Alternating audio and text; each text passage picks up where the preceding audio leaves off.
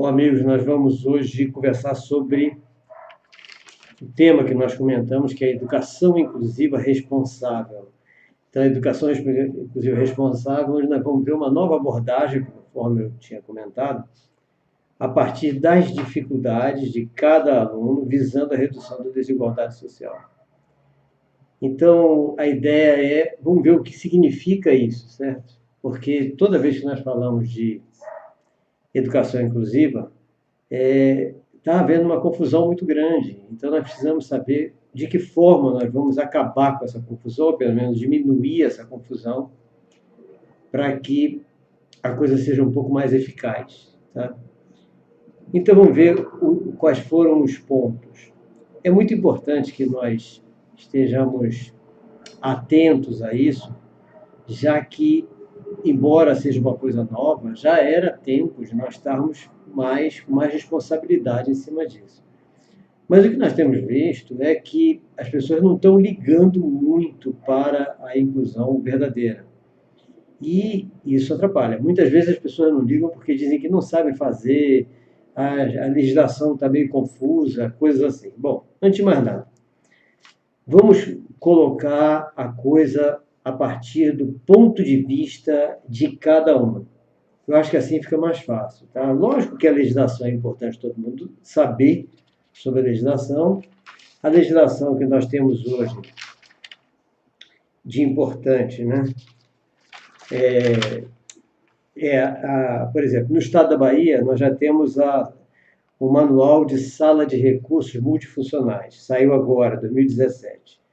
Então, nesse manual de sala de recursos multifuncionais, que saiu tanto no estado da Bahia como em diversos estados, pela Secretaria de Educação, dá detalhes de cada ponto que deve ser seguido pelas escolas, pelos centros de atendimento à educação especializada, etc. Então, é importante que as pessoas, antes de mais nada, não tenham preguiça de ler. Vamos ler esse manual para ver o que esse estado especial está especificando. A outra legislação é a própria Lei Brasileira de Inclusão, que é importante todos terem acesso a ela. Em todos os estados, as secretarias estão lançando as diretrizes de educação inclusiva.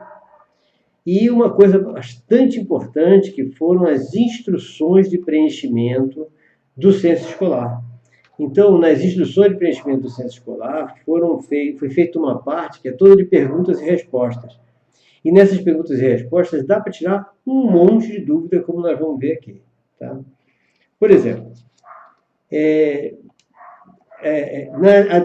o que é chamado de deficiência na educação inclusiva? A gente chama de deficiência, o que é chamado pela legislação de deficiência como eles dizem, impedimento de longo prazo de natureza física, mental, intelectual ou sensorial. Então, toda vez que nós descobrimos alguém que tem um impedimento de longo prazo em alguma dessas coisas, que vai dificultar a aprendizagem regular, isso é considerado uma deficiência. Tá? Agora, para efeito de censo escolar, deficiência é chamado o quê? Baixa visão, cegueira, dificuldade auditiva, deficiência física, deficiência intelectual, surdez, deficiências múltiplas e surdo-cegueira. Então, veja só, a primeira coisa que nós temos que fazer é pegar esse manual de instruções de preenchimento do censo escolar e ter ele em mãos. Porque você tendo ele em mãos, nós vamos tirar todas as dúvidas em relação a como preencher ele e como também atender a essas crianças, esses alunos. Então, vejam, nós temos que, como professores, como equipe de AEE, como professor de sala regular, como coordenadores, como professores, nós temos que identificar quais são os alunos que estão conosco que têm algum tipo de impedimento de longo prazo, físico, mental, intelectual ou sensorial, que dificulte a aprendizagem.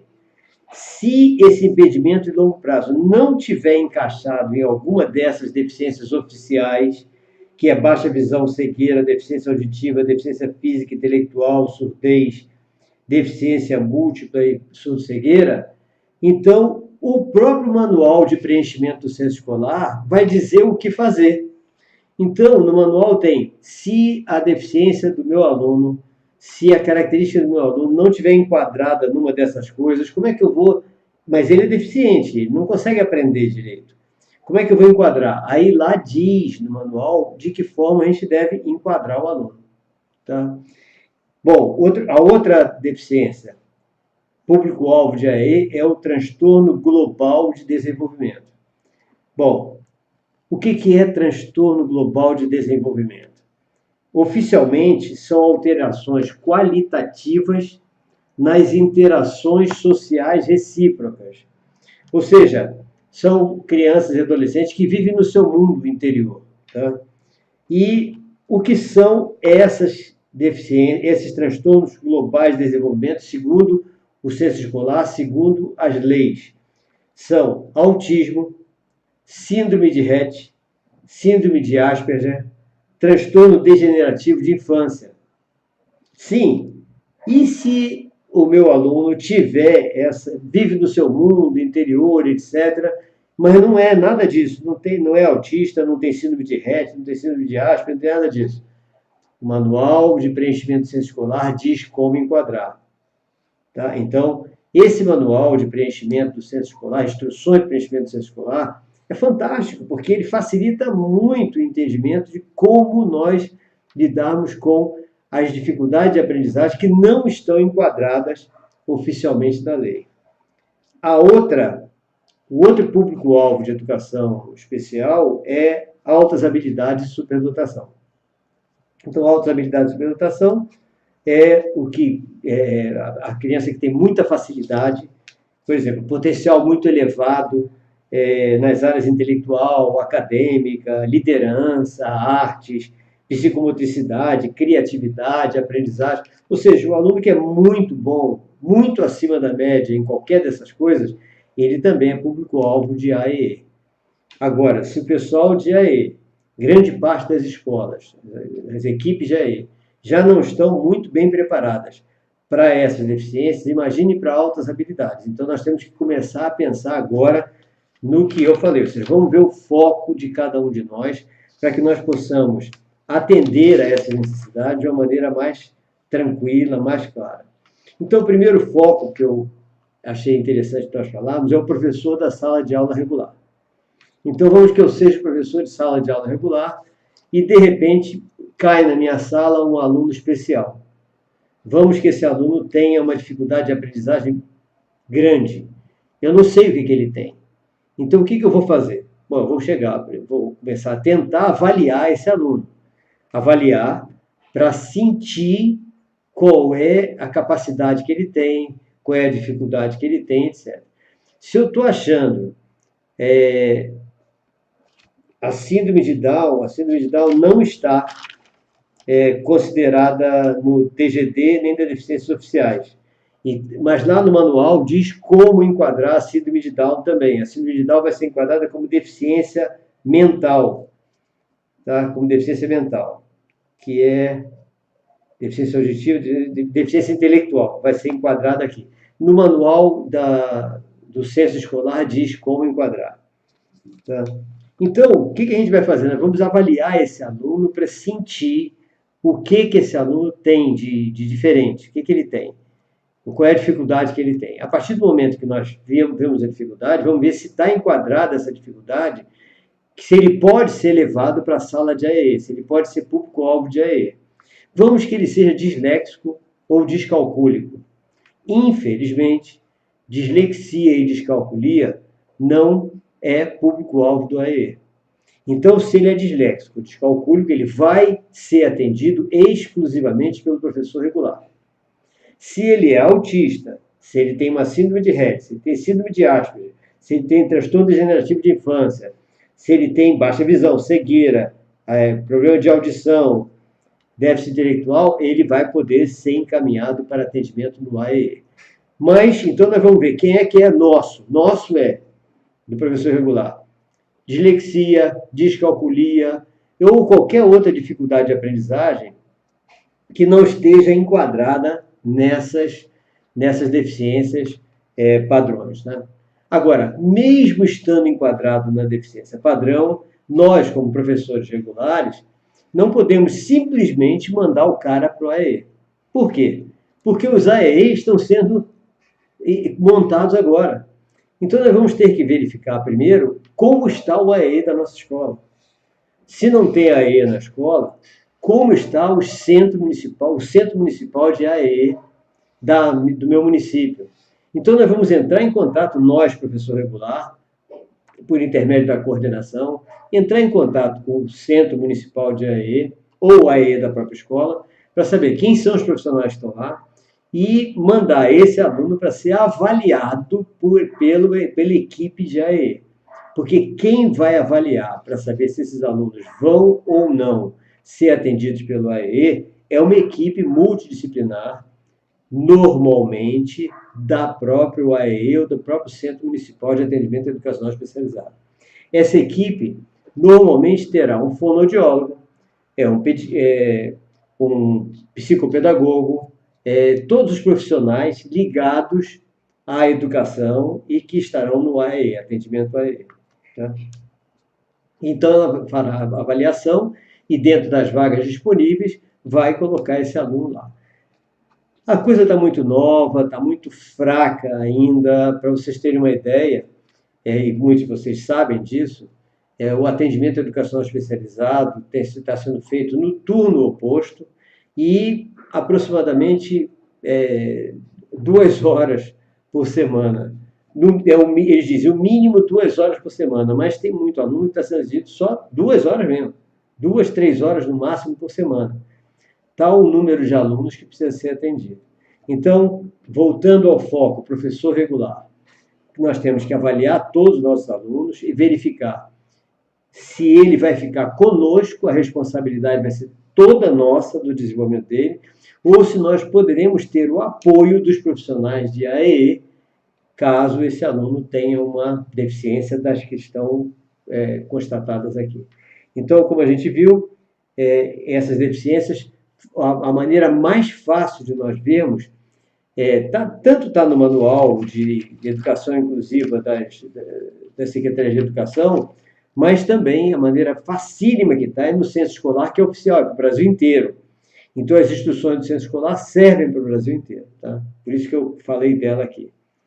Quem precisar, entre em contato comigo, manda uma cópia, quem não tiver isso. Mas eu acho que todas as escolas têm, porque o censo escolar todo mundo é obrigado a fazer. E as instruções chegaram a todas as escolas. Tá?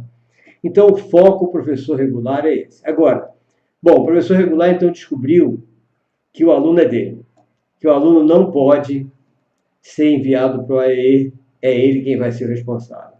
Bom, o que nós vamos fazer, então? Como eu falei, nós temos que olhar de baixo para cima, ou seja, nós temos que olhar primeiro para o aluno e verificar qual é o objetivo que nós queremos desse aluno e, daí em diante, nós criarmos estratégias para ver o que nós vamos fazer. Ainda estou no foco professor regular. Então, nós vamos ver que nós temos 28 alunos que não têm problemas oficiais de aprendizagem, tem apenas relaxados, etc., relapso, do cara preguiçoso, coisa assim. E 2 alunos que estão na nossa sala, que um é disléxico, digamos assim, e o outro é descalcúlico. Então, disléxico e descalcúlico. Então, os 2 são nossos. E aí, como é que nós vamos fazer? Se os 2 são nossos, nós não temos como pedir apoio ao AEE. Então, nós vamos ter que dar uma aula, planejar uma aula, de maneira que nós possamos cumprir o nosso objetivo em relação a todos os 30 alunos da sala, sem prejudicar nenhum dos 30. Isso significa dar atenção aos 28 que teoricamente são normais e dar atenção aos 2 que teoricamente não são tão normais, que têm algum tipo de dificuldade, para que todos consigam se desenvolver. Não podemos prejudicar ninguém. Isso é muito importante. Não podemos dizer, mas eu, para dar atenção ao descalcúlico e ao disléxico, eu vou ter que dar uma aula para eles, ficar atento a eles e vou ter que abandonar os outros alunos. Não, não tem nada disso. Então, a partir do momento que nós temos uma sala de aula assim, com essa dificuldade, nós vamos ter que dar atenção a todos os alunos. Por isso, exatamente por isso, é que a aula não pode ser uma aula expositiva normal. Lógico que não. Porque se for uma aula expositiva normal, logicamente o que nós estamos falando e o tipo de exercício que nós estamos fazendo com o disléxico, nós estamos atrapalhando os outros. E ao falar para os outros, nós estamos atrapalhando o disléxico, não está entendendo nada, não está conseguindo copiar nada. Né? Então, por isso, exatamente por isso, que a metodologia que eu consegui entender com melhor metodologia para poder alcançar os 30 e que serve para outras coisas é a dinâmica grupal. É por isso, eu não estou inventando dinâmica grupal porque eu quero inventar alguma coisa. Então, professor regular, vimos o aluno, temos esses dois alunos diferentes, e pode ser qualquer tipo de diferença também. Aí nós vamos dar uma aula com dinâmica de grupo. Tá? É super importante, super fácil fazer uma coisa dessa. Por que a dinâmica grupal ninguém quer fazer? Muita gente não quer fazer. Ninguém não, muita gente está fazendo. Por que muita gente não quer fazer? Porque as pessoas já estão tão acomodadas a dar uma aula expositiva, tão acomodadas a chegar lá e passar aquela matéria que está decorou, já sabe de cor e tudo, mesmo que o aluno não esteja ouvindo, ele fala e ele acaba a aula, vai embora satisfeito porque deu a aula dele, ninguém ouviu, né? Até eu vi uma charge interessante, em que dizer quem é aquela pessoa, como é o nome da pessoa que fala o tempo todo, mesmo sabendo que ninguém está ouvindo. Resposta, professor. Ou seja, infelizmente a aula expositiva é assim mesmo. O cara às vezes está percebendo que a sala inteira está desligada e ele continua falando. Então, peraí, vamos pensar diferente? Vamos ver uma forma de todo mundo estar trabalhando de verdade e o professor não estar falando? Então, a dinâmica grupal vai servir exatamente para isso, para nós podermos fazer uma educação inclusiva responsável e ter absoluta convicção de que todo mundo está aprendendo. Esse é o detalhe. Vamos ver como é isso. Eu já expliquei algumas vezes, mas vou explicar aqui agora. A gente prepara nosso assunto, tá? E o nosso assunto, aquele assunto, por exemplo, que eu já, um exemplo que eu dei lá em diversas cidades, que eu dei palestra sobre isso, foi um exemplo da seno e cosseno, né? Em matemática, seno e cosseno. Aí você prepara aquela aula e prepara o marketing do seno e cosseno. O marketing é o quê? Você chegar na sala de aula e falar para a sala inteira. Aí você fala para a sala inteira. Fazer uma propaganda de seno e cosseno, como se você fosse vender seno e cosseno. Então você vai dizer para que serve, que é uma maravilha para isso, que você consegue medir a altura do edifício sem precisar subir no edifício e que fica muito mais fácil. Você basta que até você com passos até da parede do edifício até onde você está, só sabendo aquele ângulo você consegue medir a altura. Com isso você consegue comprar a tinta correta para pintar sem precisar medir nada. Então você faz um marketing daquilo. Aí a pessoa vai ver, e é mesmo, o dia que eu precisar fazer isso, eu sabendo seno e cosseno vai ser fácil. Aí fez essa propaganda, fez esse marketing, todo mundo já sabe que aquilo é importante. Aí divide todo mundo em grupos de trabalho mesmo. E vai distribuindo um roteiro para cada grupo, que podem ser roteiros iguais ou diferentes. Desde que esses roteiros, aqueles alunos seguindo aqueles roteiros, resolvendo aqueles exercícios que estão lá, ou respondendo aquelas questões, eles vão realmente aprender o exercício de seno e cosseno. Aí distribui aquilo para todos os grupos, uns diferentes, pode ser uns diferentes dos outros, e pronto, começa todo mundo a trabalhar. No grupo que estão os disléxicos, ou descalcúlicos, no disléxico não vai ter problema por causa da leitura. O descalcúlico vai ter problema por causa do cálculo. Nesse grupo, logicamente, é onde você vai levar mais tempo, ou você vai distribuir, você vai entregar um roteiro específico para ele, para o disléxico entender, com mais figuras, etc. Específico para o descalcúlico entender. Se tiver um autista, com nível de um autista ou um deficiente intelectual, com um nível, por exemplo, muito mais baixo do que aqueles alunos, então o que a gente vai fazer? A gente vai colocar um roteiro no nível dele, só que com o mesmo desenho do seno e cosseno que já está no quadro, que está na figura, no roteiro de todo mundo. Então, a partir do momento que você distribuiu aquilo, a gente vai de grupo em grupo, analisando como é que todo mundo está trabalhando, como é que todo mundo está fazendo os trabalhos, quais as dúvidas que cada um está tendo. Olha só a vantagem. No momento em que você fez o marketing, você gastou sua voz, sem dúvida. Então, você gastou sua voz para todo mundo, pouco tempo. A partir do momento que você entregou o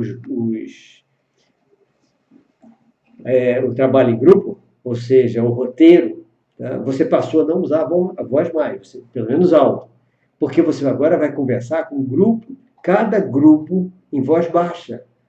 Então você vai se cansar muito menos. O cansaço que você teve foi o cansaço de preparar os roteiros, os estudos dirigidos. Mas a partir do momento que você distribuiu, você descansa, você vai apenas sentar com os alunos, com os 5 alunos do primeiro grupo, conversar com eles, sentir como é que eles estão, se eles estão aprendendo de verdade, se eles estão estudando, se eles estão com alguma dificuldade. Vai para o segundo grupo e assim vai sucessivamente. No grupo do autista, você vai também orientá-lo. No grupo do autista, por exemplo, do déficit de atenção ou do deficiente intelectual, você vai ajudar ele a fazer, no caso ele está fazendo um colorido, um risco, etc. E com isso a gente passa por todos os grupos. Alguns professores me disseram, 50 minutos não dá tempo. Se você fizer um marketing rápido e distribuir logo os estudos dirigidos, baseado para fazer o estudo em 30 minutos, em 35 minutos, dá sim. Dá para ir em cada um, olhar, estimular. O importante é esse estímulo a esse trabalho e eles estarem trabalhando durante todo o período da aula. Então, trabalhando durante 40 minutos, 30 minutos, que seja, você deu o início da aula e 30 minutos trabalhando em cima daquele roteiro. Dá para eles se estimularem a pesquisar, a aprender por conta própria, a fazer um esforço intelectual. O que não pode é a gente continuar dando aquela aula chata, aquela aula expositiva o tempo todo e com um monte de aluno dormindo. Isso é que não pode, porque a nossa educação é a pior do mundo exatamente por causa disso. O aluno não se estimula, não faz pesquisa, não faz nada, ele não se esforça. Porque tudo é dado pelo professor. Então ele não se esforça, não precisa se esforçar. Então, esse é o detalhe em que a gente vai conseguir de verdade uma educação responsável. Então, fazendo assim, com certeza nós vamos ter uma educação, uma aprendizagem real, que é o que nós precisamos. Porque o nosso objetivo é o quê? É que cada um dos nossos 30 alunos em sala de aula esteja sempre, a cada aula, aprendendo. Se você faz isso, você está em contato com todos os 30, 5 a 5. Então você está mais intimamente ligado a cada um deles. Se você está dando aula expositiva, você não está intimamente ligado a ninguém, você está afastado de todo mundo. E é muito comum, todo mundo sabe disso. Você está dando uma aula para 30, o cara não se considera conversando com você.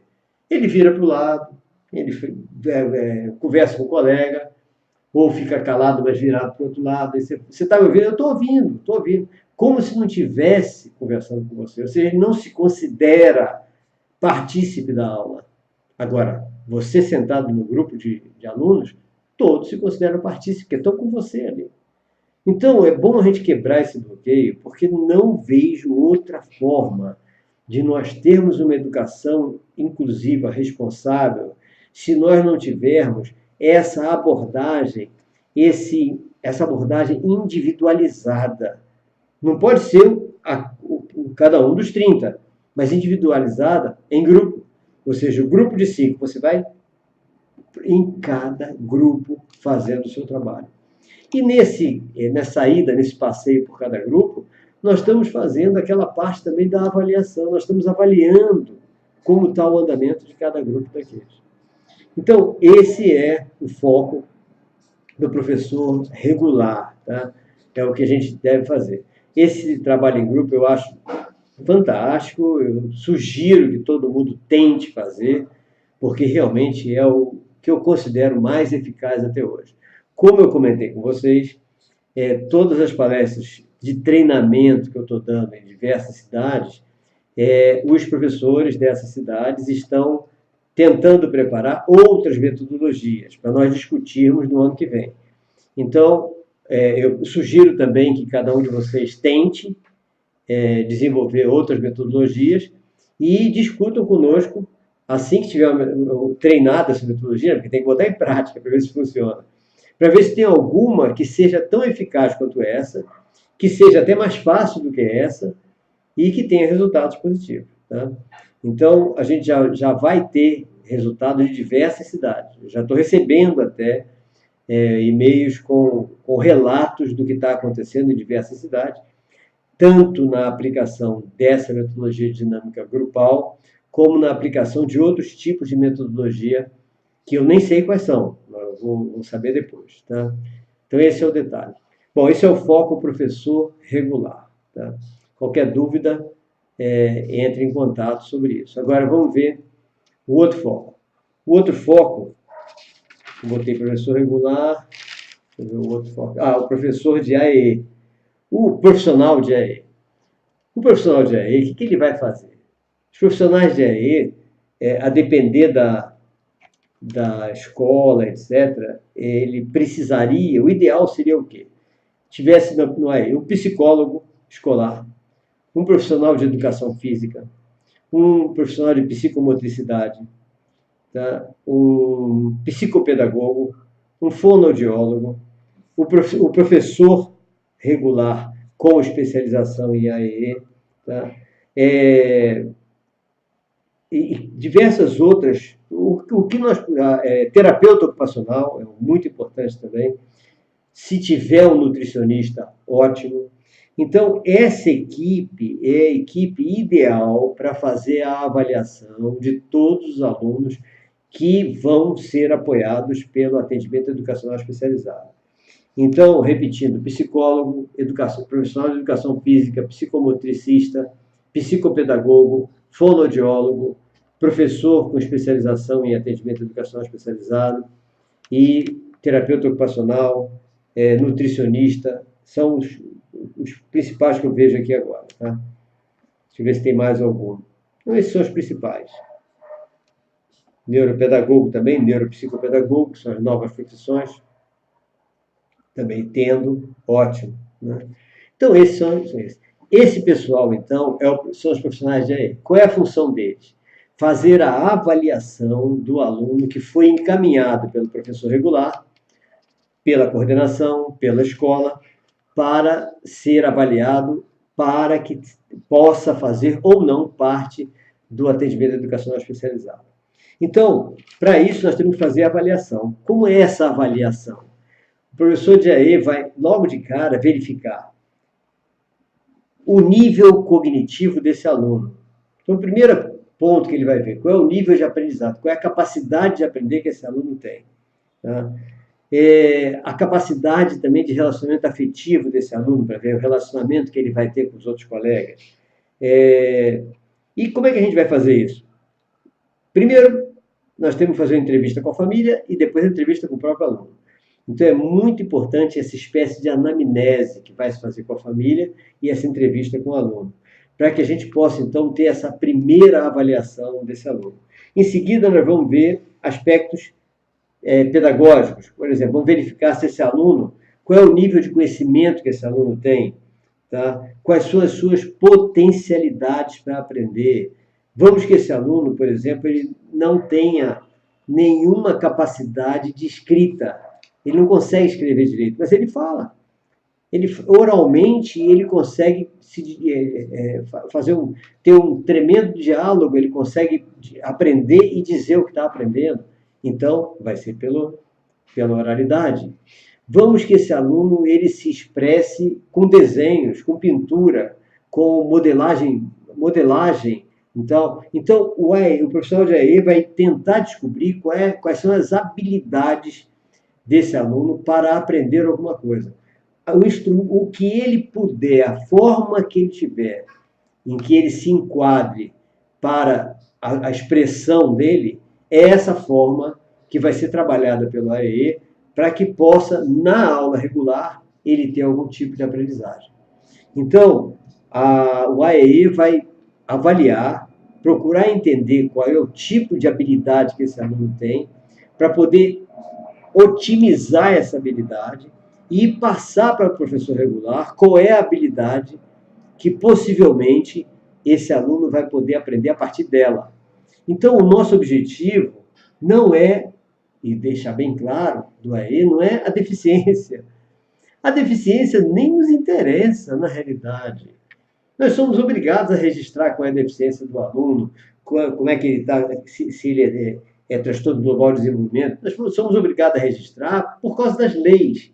Mas, na realidade, o que nos interessa é descobrir a habilidade que ele tem, para desenvolver essa habilidade o máximo possível, e com isso nós podemos chamar o professor regular, ir ao professor regular e dizer: esse seu aluno, você vai poder fazer ele aprender alguma coisa a partir do que ele já sabe, utilizando esse método, utilizando desenhos, utilizando gráficos, utilizando pintura, utilizando oralidade, etc., coisas assim. Aí nós estaremos cumprindo o nosso papel. Lógico que uma série de outras funções do AEE, que é, no caso, a utilização de instrumentações específicas para melhorar a escrita, para melhorar o entendimento, para a língua brasileira de sinais para o surdo, o braille para o cego, ou seja, tem uma série de outras funções do AEE, mas que o mais importante é nós descobrirmos as habilidades e passarmos essa habilidade para o professor regular. Então, esse é o foco profissional de AEE. Tá? A avaliação do AEE é uma avaliação processual, ou seja, todo aluno, ao chegar ao AEE, vamos que ele foi avaliado, ele vai se fazer público-alvo do AEE. Pois bem, então, toda vez que ele estiver no atendimento educacional especializado, ele deve ser avaliado. Então, são registros diários que vão ser feitos logo após o atendimento, mostrando como ele estava, o que foi feito, qual o método e como é que ele ficou. Ou seja, está melhorando sua capacidade cognitiva, etc. E dizer tudo que é feito. Tá? Por exemplo,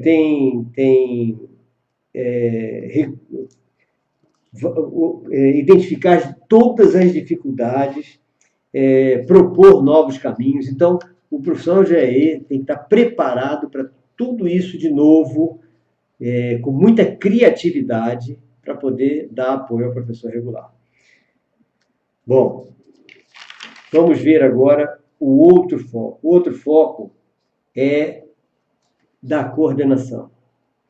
No foco da coordenação, da direção escolar, etc., o que nós temos de fazer? É essa integração entre os profissionais de AEE e o professor regular. Então, essa integração entre eles é o papel da coordenação, que vai ter é a coordenação que vai encaminhar, então, esse aluno que o professor regular recebeu e disse: olha, esse aluno vai ter que ter um apoio, do atendimento educacional especializado, e mandar para lá. A coordenação é que vai fazer essa ligação entre os dois para que o acompanhamento do atendimento educacional especializado seja eficaz e que o professor regular possa usar tudo aquilo que foi descoberto no AEE para que o aluno tenha realmente aprendizagem real. Então, o tempo todo nós temos que estar atentos que nosso objetivo é fazer todos os alunos, digamos 30, todos os 30 alunos estarem aprendendo, todos estarem se desenvolvendo, todos estarem se desenvolvendo para que sejam independentes, para que sejam autossuficientes um dia. Tá? Isso é o básico. Agora vamos ver outro ponto. Outro ponto é o das secretarias de educação. Eu vou falar da Secretaria de Educação, o que tem que ser feito. Agora, os próprios professores, nos conselhos de classe, devem exigir essa coordenação bem feita do coordenador para ligar eles aos profissionais de AE. Todos os profissionais de AE devem participar dos conselhos de classe. E os conselhos de classe devem ter atas que sugiram atitudes das secretarias de educação. Então, por isso que eu estou falando de Secretaria de Educação, e muitas pessoas, mas eu não sou da Secretaria de Educação. Sim, mas você é professor, você é coordenador, e a ata do Conselho de Classe é soberana, e ela vai à Secretaria de Educação para sugerir procedimentos. Então, ver o foco da Secretaria de Educação, das Secretarias de Educação, o foco, logicamente, é desenvolver os AEEs, desenvolver os centros municipais de educação, de atendimento educacional especializado, para que aquele município tenha tudo funcionando perfeitamente.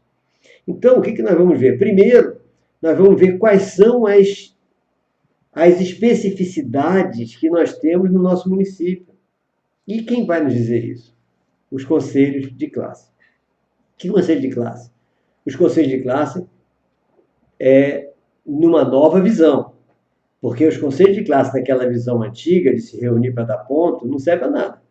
Nós temos que ter conselhos de classe regulares que realmente estejam analisando cada aluno, cada dificuldade, cada habilidade descoberta, para que nós possamos, então, dar suporte à Secretaria de Educação para saber quais são os profissionais que a Secretaria vai ter que providenciar para fazer parte desses centros municipais de atendimento educacional especializado. Eu acho que esses centros educacionais são ótimos porque você pode reunir vários profissionais. Então, fica mais fácil para o município do que ter um AEE em cada escola. Tá?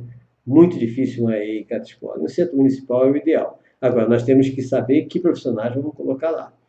Porque nós precisaremos ter profissionais especializados em cada uma das especificidades que estão aparecendo em todas as nossas escolas. Bom, então o primeiro passo é esse: saber dos conselhos de classe, por meio dos conselhos de classe, quais as especificidades que estão surgindo na escola. E, logicamente, o mais rápido possível, munir os centros municipais de atendimento educacional especializado desses profissionais. Se não tiver profissional especializado em cada coisa dessa, providenciar imediatamente treinamento para todos os profissionais de AE daquela especificidade. Um dos treinamentos que a Secretaria de Educação tem que fazer o mais rápido possível, tá? E esse treinamento vários treinamentos, treinamento urgente, sobre as características sintomatológicas de cada uma das especificidades consideradas como deficiências oficiais e transtornos globais de desenvolvimento. E também altas habilidades de superdotação. Por quê? Porque nós sabemos que quem vai dar o laudo, o relatório, para dizer se aquela criança pode ou não, deve ou não ir para o atendimento educacional especializado, é a equipe do AEE. Então, a equipe do AEE não pode ficar esperando um médico dizer se o cara tem isso ou tem aquilo. Não. A equipe do AEE é quem vai analisar esses sintomas e vai enquadrar essa criança dentro de uma dessas características que vão permitir que eles estejam considerados com as deficiências oficiais, com transtorno global de desenvolvimento ou com altas habilidades de superdotação. Então, isso é muito importante.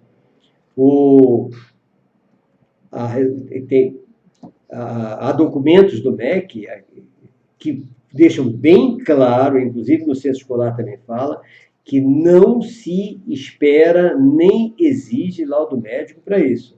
Então, é a equipe multidisciplinar do AE quem vai fazer esse laudo para enquadrar o aluno com necessidades especiais para o atendimento educacional especializado. Então, o primeiro treinamento que a equipe da Secretaria de Educação tem que fazer é isso.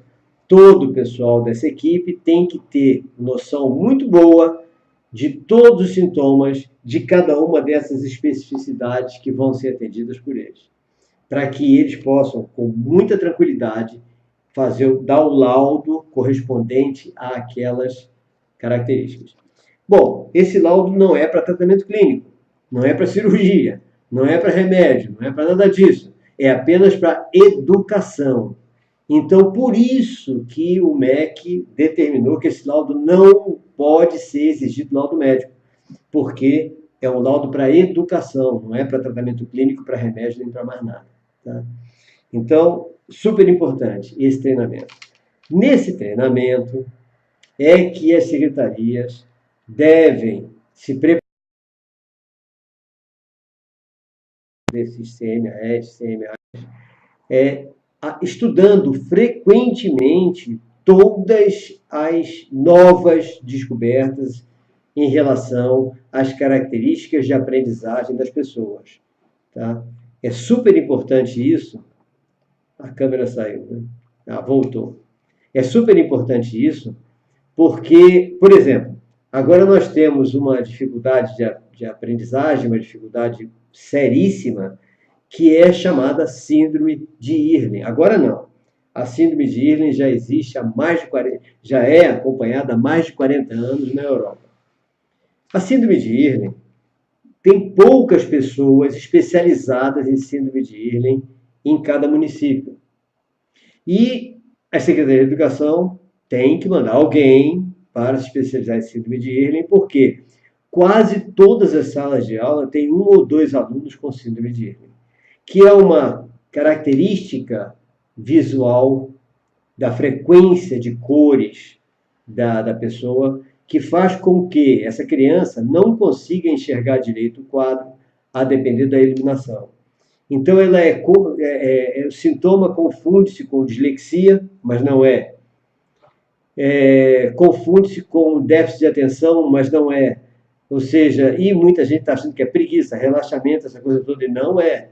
A criança realmente não enxerga direito, a depender da luminosidade. E essa síndrome é simples demais de corrigir, porque basta um filtro colorido para que essa frequência visual fique perfeita. Como a correção dessa síndrome de Irlen é uma correção que não precisa de nenhum tipo de medicamento, aí o que acontece? Isso não é ensinado nas faculdades de medicina. Então, as faculdades de medicina não ensinam absolutamente nada que não precise de medicamento. Isso é um problema sério. Por exemplo, o médico tem 8 horas ou menos de nutrição em todo o seu curso de medicina. Então, por isso que nós vemos médicos falando um monte de barbaridade em termos de nutrição. Porque ele só vai entender de nutrição se ele estudar a parte, ou se ele for fazer nutrologia. Se ele for ser o médico nutrólogo, ele vai aprender. Se ele não for ser médico nutrólogo, ele não entende nada de nutrição. E aí fala uma série de barbaridades. O médico não aprende nada de síndrome de Irlen. Por quê? Porque não tem medicamento, então vai aprender para quê? Tá? Por quê? Porque a maioria das faculdades de medicina está comprada por grandes conglomerados financeiros ligados aos grandes laboratórios farmacêuticos. Então, o que não é remédio não interessa. Quanto mais o médico não souber daquilo que não precisa de remédio, melhor. E nós não podemos ficar assim, nós temos que correr atrás.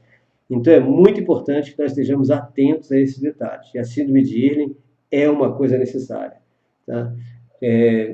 Algumas cidades já receberam um relatório meu, uma sugestão minha, do secretário de Educação, para enviar psicopedagogos ou pedagogos ou psicólogos do município para fazer esse treinamento e sempre ter no município um profissional que a gente chama de screener, que é o profissional que consegue fazer essa identificação e sabe usar o filtro certo para que a criança passe a enxergar corretamente e com isso poder aprender naturalmente, aprender melhor, igual a todo mundo. Então, esse é um detalhe. Então, a visão, o foco, Secretaria de Educação, é o foco preparação dos seus profissionais. E essa preparação, se ela estiver baseada nas atas dos conselhos de classe, é muito mais simples. Porque a partir do momento que nós damos atenção, primeiro estimulamos, né, a realização de conselhos de classe frequentes e com objetivo. Aí depois utilizar as atas do conselho de classe para tomar as decisões. Infelizmente, isso não está sendo feito corretamente em muitas cidades. As conselhos de classe continuam sendo coisas assim, a dar com o pé, fazer por fazer, e para passar de ano, para dar ponto para o aluno. Então, vamos estimular isso. Nas próprias legislação, por exemplo, a legislação da Sala de Recursos Multifuncionais do Estado da Bahia, que saiu agora em 2017, ela fala claramente que os profissionais de EAD devem participar dos conselhos de classe para ajudar na identificação das habilidades e traçar estratégias de aprendizagem para todos os alunos. Então, está bem claro aqui. Tá? Eu não vi se nas diretrizes de educação inclusiva dos estados, se isso está especificado. Tá? Na Lei Brasileira de Inclusão não está, e o ciência escolar também não. Então, é uma coisa que nós temos que fazer por conta própria, ou seja, vamos cada escola, cada coordenador, cada dirigente escolar, criar uma rotina de conselhos de classe verdadeiros, tá? Para que a gente possa realmente trabalhar tudo isso. Por exemplo, tudo isso que nós estamos falando, toda essa conversa de hoje, pode ser feita num conselho de classe. Ou seja, todas essas discussões, esses debates, inclusive com sugestões, etc., o conselho de classe é o ideal para fazer tudo isso. Né? Porque aí nós vamos realmente estar contribuindo para que cada aluno nosso tenha sucesso, consiga aprender alguma coisa. Quando eu falo sucesso, não é que todos os alunos tenham que fazer, por exemplo, um curso superior, um curso técnico específico, nada disso, não. É que todos sejam autossuficientes. A autossuficiência é importante. Então, se nós tivermos como objetivo a autossuficiência, certamente, e se nós tivermos com esse objetivo discutindo entre todos os professores no conselho de classe, logicamente vai sair alguma criatividade para que a gente não perca nenhum, porque é muito importante isso. Por isso que eu chamo de educação inclusiva responsável, a necessidade da educação inclusiva responsável tem que estar na cabeça de todos nós. Então, numa reunião dessa de conselho de classe, vamos analisar por que fulano não está aprendendo. Por que fulano não quer ir para a sala de aula? Porque ele não se sente bem na sala de aula. Normalmente é isso. Ele não se sente bem por algum motivo. Alguns dos motivos da criança com alguma especificidade não se sentir bem na sala de aula é porque está sendo excluído. É porque ele está lá e não está entendendo nada. Ninguém está dando atenção para ele. Ele está depositado na sala. Então, um aluno especial depositado numa sala, isso tem que acabar imediatamente. Isso está sendo comum. Eu sei que tem escolas que só recebem aluno especial quando são obrigadas por um mandato judicial. Eu não matricularia um filho meu especial numa escola por meio de um mandato judicial. Não, eu colocaria na justiça para a escola me indenizar e não eu matricular o filho lá. Porque eu sei que ele vai ser maltratado. Tá? Ele não vai ser bem tratado. Eles vão enganar. Então, se a escola não aceita, eu faria uma ação para receber uma multa, uma indenização. Porque eu não vou colocar meu filho numa escola dessa, tá doido? Agora, o que nós temos é que evitar que essas coisas sejam feitas. Então, a responsabilidade nossa é não depositar aluno em sala de aula. Isso é triste. E isso é uma coisa que é muito frequente. Muito frequente. Até em escolas em que os professores têm palestras, são treinados para isso, de repente, se você vacilar, entra numa sala, você vai ver o aluno especial esquecido no fundo da sala.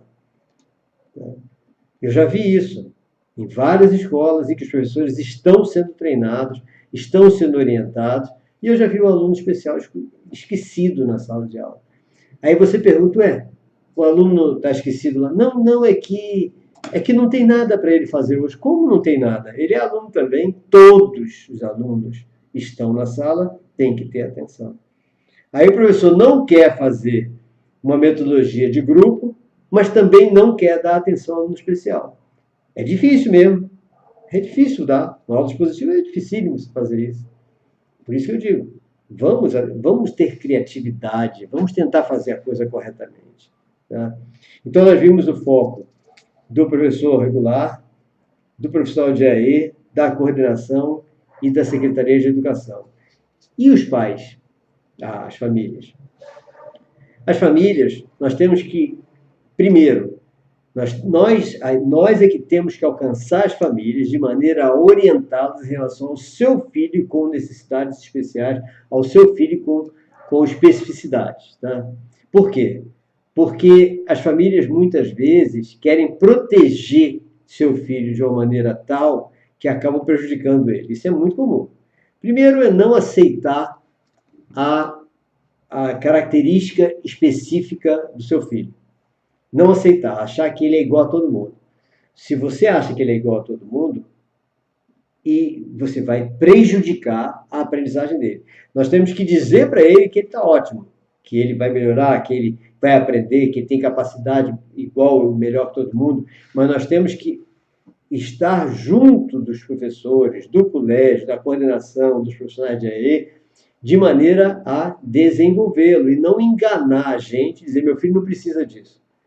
Eu tive várias perguntas, inclusive, que chegaram essa semana, que eu acabei não pegando as perguntas, sobre famílias que não querem, não permitem matricular seus filhos no atendimento educacional especializado.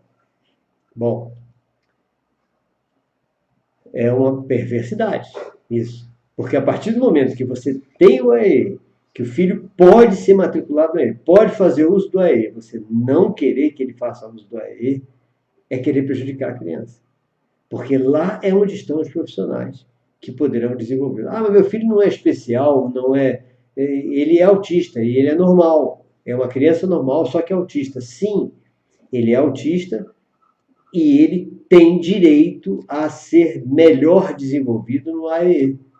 Por que não usar isso?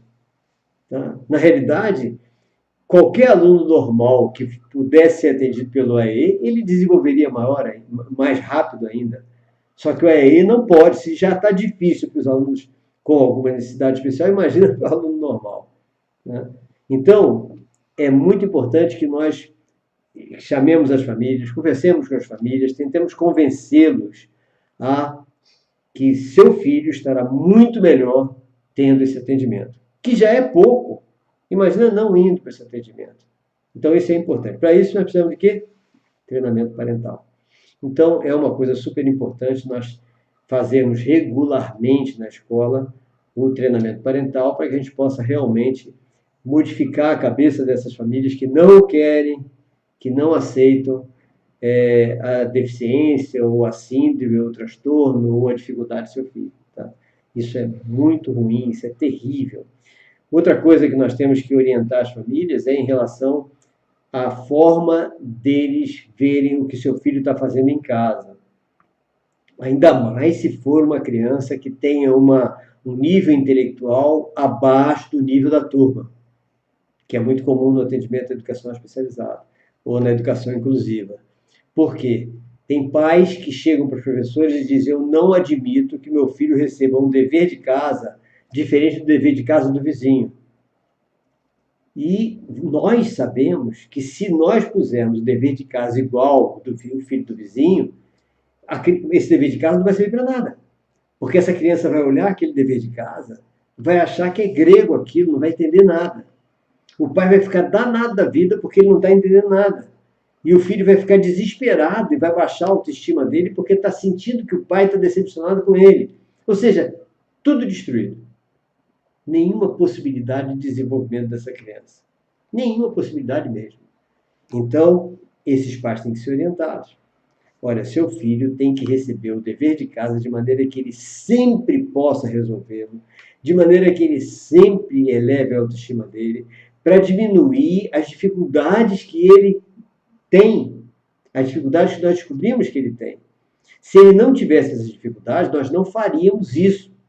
Agora, como ele tem essas dificuldades, se fizermos como o senhor quer, como a senhora quer, ele vai aumentar ainda mais as dificuldades. Então, ajude seu filho a fazer o dever corretamente, ajudando aos professores que nós estamos fazendo a coisa de maneira correta. Então, essa relação famílias e professores é uma relação super importante, que nós temos que ter bastante cuidado e para evitar prejuízo para a criança. Infelizmente, grande parte dos problemas no desenvolvimento do aluno especial está ligado exatamente à falta de entendimento das famílias em relação a como lidar com o seu próprio filho. Dá pena, né? Mas, infelizmente, isso é real, isso acontece. Então, cabe a nós. Nós é que vamos ter que fazer essas reuniões de treinamento parental. Professor, o AE tem que ser necessariamente na escola? Não. O AE na escola é uma possibilidade, tá? De ser na escola. Mas as escolas municipais, por exemplo, de quase todas as cidades, em vez de fazer na escola, estão fazendo nos centros municipais de atendimento educacional especializado. As escolas particulares tentam fazer o seu AE individual. Agora, se tiver a escola particular pode fazer um convênio com uma instituição especializada. Então, essa instituição especializada pode ser um centro municipal de atendimento à educação especializado, se aquele centro puder fazer parceria com as escolas particulares, ou uma instituição tipo APAE, Pestalozzi, etc., que se digne a fazer isso. Aí nós podemos, nas escolas particulares, fazer acordo com essa instituição e o aluno, num turno ele está na escola particular, no outro turno ele vai ser atendido nessa instituição especializada. Então, na nossa escola, por exemplo, nós fazemos o AE na própria sala de aula. Nós nem fazemos em sala especial, porque são muito poucos alunos, então tem um mediador que faz esse papel do AE dos alunos, com os alunos especiais. Né? Mas cada escola vai montando de acordo com o público, ou seja, a depender do número de alunos especiais sendo atendido, e se for muito grande e não tiver condições, fazer um acordo, um convênio com uma instituição especializada. Tá? Por exemplo, o aluno surdo, instituição com o Instituto de Surdos, tá? Aluno cego, um convênio com o Instituto de Cegos, coisas assim. Tudo isso pode ser feito, tudo isso é possível ser feito. Até a escola pública pode fazer também, tá? Tendo essa instituição na cidade. Então, essa parte a legislação deixa livre, inclusive para todas as escolas agora vão ter que fazer atualizar, né, seu projeto político-pedagógico, seus regimentos internos, etc. E vai ter que estar especificado de que forma está sendo feito o atendimento educacional especializado, se a escola criou ou não uma sala de recursos multifuncionais, se vai utilizar a sala de recursos multifuncionais de uma instituição já existente, coisas assim. Tudo isso é para ser feito a partir de agora, para que essa educação inclusiva passe a ser uma educação inclusiva real, né? Verdadeira. Sim, na escola Meire-Silene já faço isso, porém não existe uma regulação dos pais no acompanhamento, eles abandonam. Sim, esse é o problema. O problema é exatamente que os pais, muitos pais nem aceitam que o filho seja levado, por isso que acham que o filho não é maluco, não é deficiente, não é isso, não é aquilo. Então, esse trabalho com os pais é um trabalho que realmente é muito importante para que nós não deixemos os pais atrapalhar o desenvolvimento dos seus filhos. É incrível a gente ter que falar isso, né? Mas nós temos que tomar cuidado para os pais não atrapalharem o desenvolvimento dos seus próprios filhos. Eu tenho falado muito que, às vezes, quem mais atrapalha o desenvolvimento do filho é o próprio pai. Em tudo, não é só o aluno especial, não, o aluno normal. Por exemplo, o aluno normal, dito normal, a educação dele está perfeita em casa, segundo os pais. Mas perfeita em casa, mas quando ele se vê fora de casa, ele então começa a fazer um monte de besteira, ter atitudes agressivas, inquietas, etc. E a escola, então, para evitar que essa criança seja uma criança ruim, tenha um mau caráter, começa a fazer a complementação dessa educação. Antigamente, isso era fácil. Hoje, quando o filho chegar em casa e disser que foi punido, que foi chamado a atenção, que recebeu uma advertência, uma suspensão por alguma coisa, o mais comum é os pais atrapalharem essa educação complementar que a escola está dando.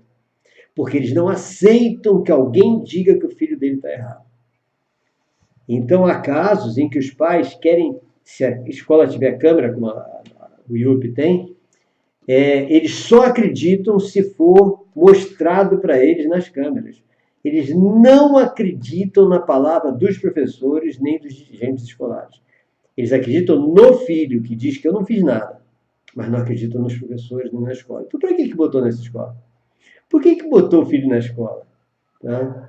Coloque numa escola que não está nem ligando para o seu filho. Coloque numa escola que deixa ele fazer o que quiser, se quebrar todo, virar marginal, ser preso pela polícia futuramente, já que quer destruir o filho. Agora, colocar numa escola que pune, que chama atenção, que dá advertência, que dá suspensão, é para quem quer ajuda da escola. Quem não quer ajuda da escola, coloca numa escola que não faz nada disso, que não liga para nada. Tá?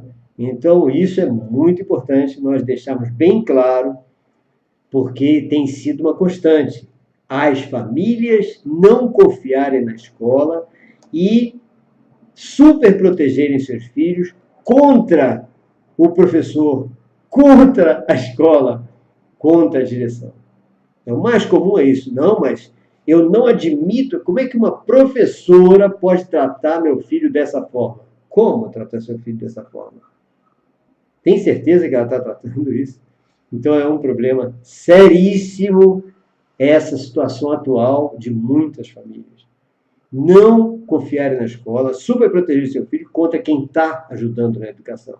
Dá vontade de não ajudar e deixar eles serem presos pela polícia futuramente. Né? Mas nosso papel não é esse. Nosso papel é continuar complementando, tentar convencer os pais de que nós estamos complementando essa educação, embora não seja para isso a escola, mas é um problema. A escola Meire Silene tem o mesmo problema, realmente. Todas as escolas têm esse problema, infelizmente. Lembrar que nós vamos fazer um treinamento conjunto, escola Meire Silene, escola Colégio UP e outros colégios também. Eu acho que é janeiro que a gente marcou, né? De metodologia inclusiva, que é uma coisa super importante para a gente. Então é isso, gente. O nosso trabalho de hoje, a nossa conversa de hoje, foi sobre exatamente isso, ou seja, educação inclusiva responsável. E eu não consigo ver educação inclusiva responsável sem um conselho de classe permanente, sem essa preocupação realmente em relação à visão do professor, visão da coordenação, visão do profissional de EAD, visão da Secretaria de Educação dos municípios, isso nos municípios, que na cidade grande não tem nem como a gente usar a Secretaria de Educação para isso, né? Porque não tem como ela ligar para nada. Então Sueli, aqui eu tenho que ficar em cima cobrando da escola atividade diferenciada, senão a professora manda as mesmas atividades de todos os alunos e meu filho fica perdido, desestimulado. Já expliquei que dessa forma baixa a autoestima dele. Mesmo assim, não querem ter o trabalho de adaptar as atividades. Pois é, uma escola, um professor que manda para um aluno com um nível cognitivo e intelectual abaixo da turma, manda a mesma tarefa que a turma, esse professor, essa escola, não está querendo desenvolver esse aluno. Está querendo que ele baixe a autoestima e que desista de estudar. E que não queira ser nada na vida. Então, gente, a atividade tem que ser... Nenhum dever de casa pode ser passado para o aluno especial sem que o professor tenha certeza absoluta que aquele aluno sabe resolver. Nenhuma tarefa pode ser passada para o aluno especial sem que o professor tenha certeza que ele possa resolver em sala de aula. Nenhuma avaliação pode ser passada para o aluno especial sem que o professor tenha certeza que o aluno especial saiba resolver. Porque a primeira coisa a ser feita, o primeiro objetivo em relação ao aluno especial é elevar a autoestima dele, para que os sintomas, um monte de sintomas dele, sejam reduzidos. Se o professor não faz isso, está destruindo o aluno especial. Não está incluindo. Então, isso é muito importante. Nós temos que ter isso na cabeça. E o pior, tem um monte de professor e um monte de escola que ainda não se tocou nesse aspecto. Gente, isso é importante demais. Eu tenho falado isso constantemente, eu tenho visto, eu tenho recebido relatos, como esse de Sueli agora, falando sobre esse aspecto. Ou seja, a tarefa é a mesma. Como a tarefa é a mesma? Se o aluno não entende nada dessa tarefa. Então, isso é terrível. Isso deveria ser considerado quase que um crime, né?